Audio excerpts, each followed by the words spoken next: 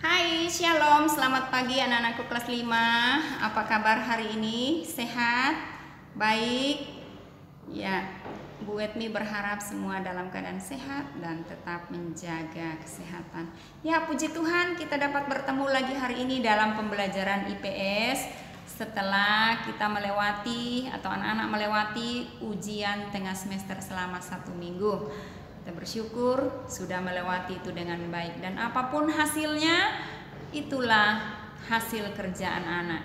Dan Bu Guru percaya, Bu Guru yakin anak-anak telah mengerjakan soal dengan baik dan dengan jujur. Nah, anak-anak, kita kembali lagi hari ini dalam pembelajaran IPS ya. Dalam pembelajaran IPS kali ini atau hari ini kita akan membahas di tema 4, subtema 4. Mari anak-anak siapkan dulu buku penanya jilid 5B. Buku pena jilid 5B. Kita akan belajar di tema 4, subtema 1. Ya, di tema 4, subtema 1. Jika sudah siap, kita akan mulai. Ya, kita masuk di PB3. Nah, di PB3 ini anak-anak kita akan belajar tentang interaksi sosial, ya, interaksi sosial. Manusia tidak dapat memenuhi kebutuhan hidupnya seorang diri. Manusia membutuhkan orang lain untuk menjalin interaksi sosial, ya, itu.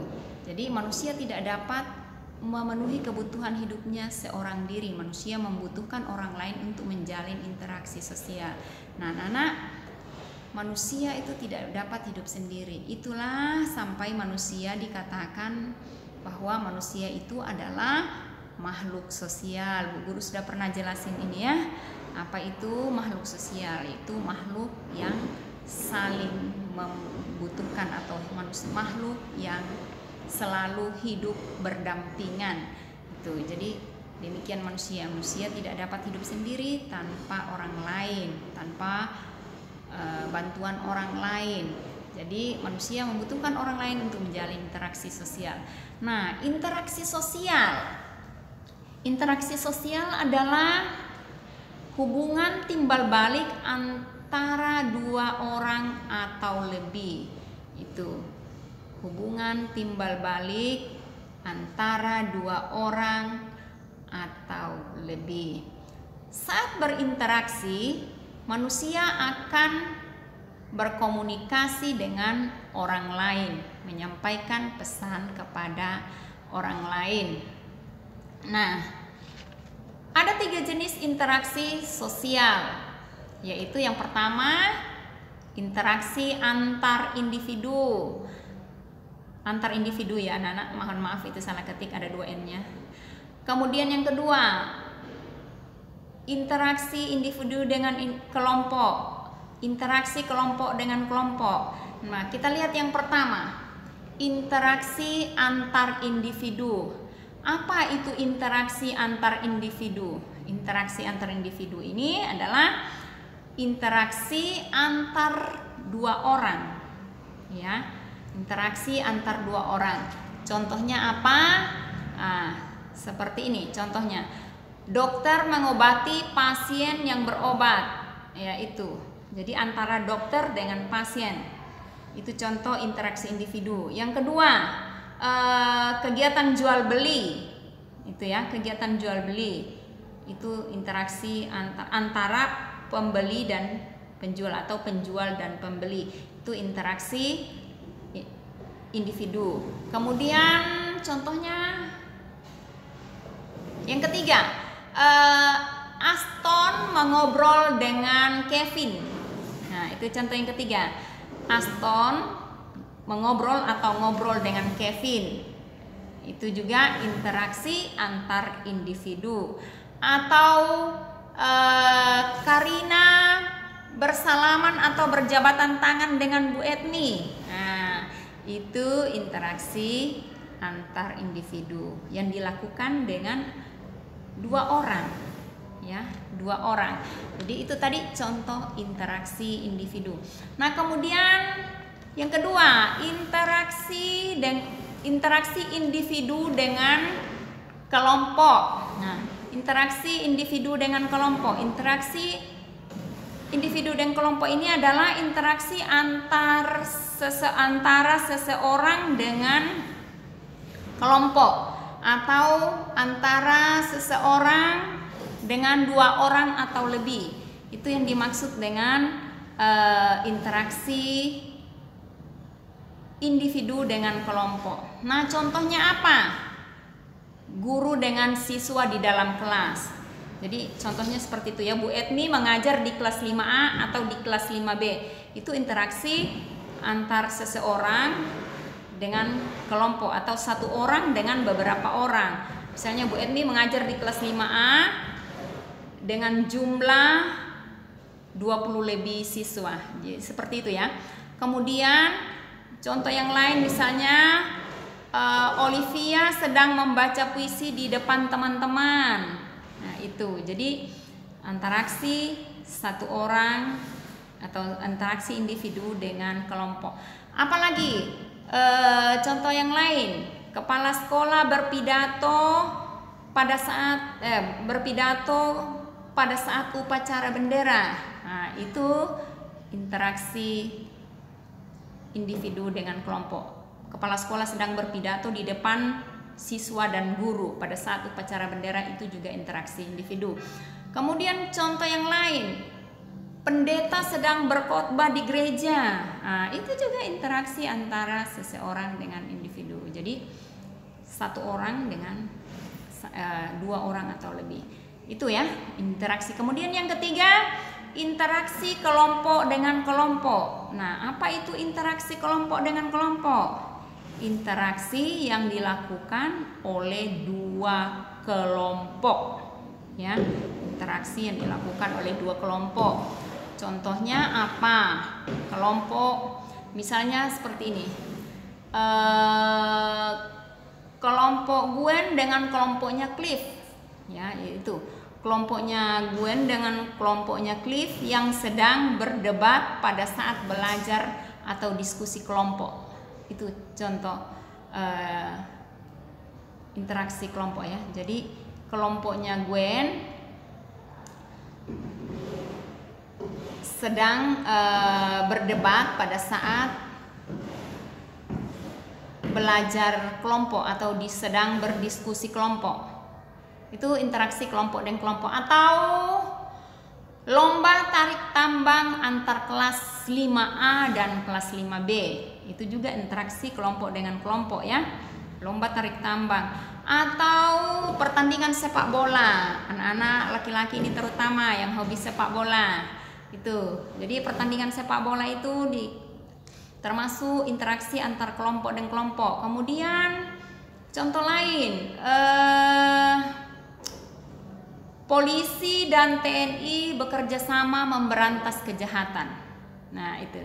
Jadi itu adalah contoh interaksi sosial ya, yang antara individu dengan individu, individu dengan kelompok, kelompok dengan kelompok. Ya, kita lanjut. Nah, dengan interaksi manusia dapat memenuhi kebutuhan hidupnya. Contohnya, saat seseorang ingin tinggal di lingkungan yang bersih, ia akan berinteraksi dengan warga lainnya agar kebersihan lingkungan tetap terjaga. Jadi ini ya, dengan berinteraksi manusia dapat memenuhi kebutuhan hidupnya. Contohnya saat seseorang ingin tinggal di lingkungan yang bersih, ia akan berinteraksi dengan warga lain yang agar kebersihan lingkungan tetap terjaga. Jadi contohnya apa? Kerja bakti lingkungan. Itu. Jadi itu termasuk interaksi juga ya. Jadi bekerja sama membersihkan lingkungan. Tujuannya apa? Agar lingkungan menjadi bersih sehingga orang-orang yang tinggal di lingkungan itu nyaman tinggal ya, lingkungannya bersih. Nah, hal tersebut merupakan interaksi yang bersifat pemersatu ya, jelas dia bersifat pemersatu. Dengan adanya bekerja bakti, warga masyarakat itu bersatu apa? Ya itu tadi, membersihkan lingkungan. Tapi pasti banyak contoh-contoh lain lagi ya. Ya. Kita lanjut. Interaksi untuk menjaga persatuan merupakan interaksi yang baik, sebab dengan menjaga interaksi yang baik antar seluruh warga dan segala aspek kehidupan seperti ekonomi, sosial, budaya maupun politik diharapkan dapat mendukung pembangunan nasional. Jadi itu semua tujuannya ya. Contoh interaksi untuk menjaga persatuan lainnya adalah belajar kelompok ya. Itu belajar kelompok itu termasuk menjaga persatuan juga, seperti yang dilakukan anak-anak di dalam kelas. Tujuannya apa? Adalah untuk mencapai tujuan bersama. Itu. Nah, kita masuk di PB yang keempat. Interaksi sosial di lingkungan masyarakat. Dalam kehidupan sehari-hari, manusia berinteraksi dengan orang lain. Interaksi dapat terjadi di lingkungan keluarga, sekolah, maupun masyarakat. Setiap anggota masyarakat menjalin interaksi untuk mencapai tujuan bersama. Salah satunya adalah menciptakan lingkungan yang bersih, aman, dan tentram. Nah ini, jadi interaksi itu tidak hanya terjadi di sekolah atau di masyarakat, tetapi di rumah juga. Ketika kita berkomunikasi dengan sesama anggota keluarga, atau mama papa, itu namanya juga berinteraksi. Kita mengerjakan pekerjaan di rumah secara sama-sama, itu juga berinteraksi namanya. Jadi itu ya. Jadi setiap anggota masyarakat atau kalau di dalam keluarga, setiap anggota keluarga itu berinteraksi, misalnya menciptakan lingkungan yang sehat di dalam rumah. Tidak hanya masalah kebersihan yang sehat, tetapi komunikasi dalam hubungan antar keluarga juga itu harus sehat. Itu sehingga aman, tentram, ya, bahagia di dalam keluarga. Demikian juga di sekolah dan masyarakat. Seperti itu ya. Ya, contoh interaksi sosial di lingkungan masyarakat sebagai upaya menciptakan lingkungan yang bersih, aman, dan tentram adalah yang pertama, ya ini tadi sudah dibahas. Yang pertama, melaksanakan kerja bakti secara rutin. Ya ini. Misalnya kerja bakti membersihkan lingkungan itu dilaksanakan setiap hari Minggu biasanya kan, di dalam setiap RT itu melaksanakan kerja bakti ya. Kerja bakti setiap hari dilaksanakan secara rutin setiap hari Minggu. Jadi mungkin itu ditetapkan ya kerja baktinya. Mungkin dalam rapat RT ditentukan bahwa hari ini nanti kita RT 1, RT 2 melaksanakan kerja bakti. Jadi itu. Jadi rutin setiap hari Minggu. Seperti itu. Kemudian mengadakan ronda malam atau siskamling. Nah, itu tujuannya apa? Adalah untuk menjaga keamanan lingkungan, dan itu dijadwalkan. Misalnya malam ini yang bertugas mengadakan ronda malam adalah keluarga ini. Nanti ada nanti yang bertugas juga untuk menyiapkan konsumsinya, seperti itu. Jadi tujuan ronda malam itu adalah untuk menjaga keamanan lingkungan. Kemudian yang ketiga, menyelesaikan masalah lingkungan melalui musyawarah. Nah, ketika ada masalah di dalam lingkungan, itu di lingkungan RT itu atau di lingkungan di mana saja lah ya kita tinggal, atau di sekolah, di rumah, ketika ada masalah itu harus diselesaikan bersama-sama secara musyawarah. Itu. Jadi kemudian yang keempat, saling menghormati dan menghargai sesama. Nah, ini kalau di dalam rumah kita harus saling menghargai atau menghormati, yang adik harus menghormati yang kakak, atau anak-anak harus menghormati orang tua, menghargai, dan kemudian saling menghargai satu sama lain. Kalau di sekolah kita harus saling menghormati, anak-anak harus menghormati guru sebagai orang tua di sekolah, kemudian saling menghargai antara yang satu dengan yang lain. Itu, atau yang kelas kecil harus menghargai atau menghormati kakak-kakak kelasnya. Ya, itu ya contohnya. Kemudian tidak mengganggu orang lain yang sedang beribadah. Nah, ini ketika ada teman-teman kita, apalagi kalau tidak satu keyakinan, sedang menjalankan ibadahnya, kita tidak boleh membuat keributan di situ atau bermain di situ. Kita tidak boleh mengganggu. Itu. Kemudian menjunjung tinggi toleransi antar umat beragama. itu. Jadi menjunjung tinggi toleransi antar umat beragama. Tidak boleh kita saling meremehkan, tidak boleh menghina agama yang satu dengan yang lain atau melecehkan agama orang lain. Itu ya maksudnya. Kemudian tolong menolong dengan warga sekitar. Nah, jadi itu ketika ada tetangga kita yang membutuhkan pertolongan, kalau kita bisa kita harus tolong. Atau ketika ada tetangga kita yang sakit, tidak punya kendaraan untuk ke rumah sakit, kita punya kendaraan, mari kita tolong, kita antar ke rumah sakit, seperti itu. Atau ketika ada tetangga kita yang sedang membangun atau ya membutuhkan bantuan untuk melaksanakan pekerjaannya, kalau kita bisa kita bantu, seperti itu. Kalau di sekolah contohnya ada teman kita yang kesulitan, tidak lupa membawa alat-alat tulisnya, kalau kita bawa lebih, mari kita bantu teman kita, seperti itu ya. Jadi tolong menolong dengan warga sekitar. Kalau di RT juga seperti itu ya, sama seperti tadi.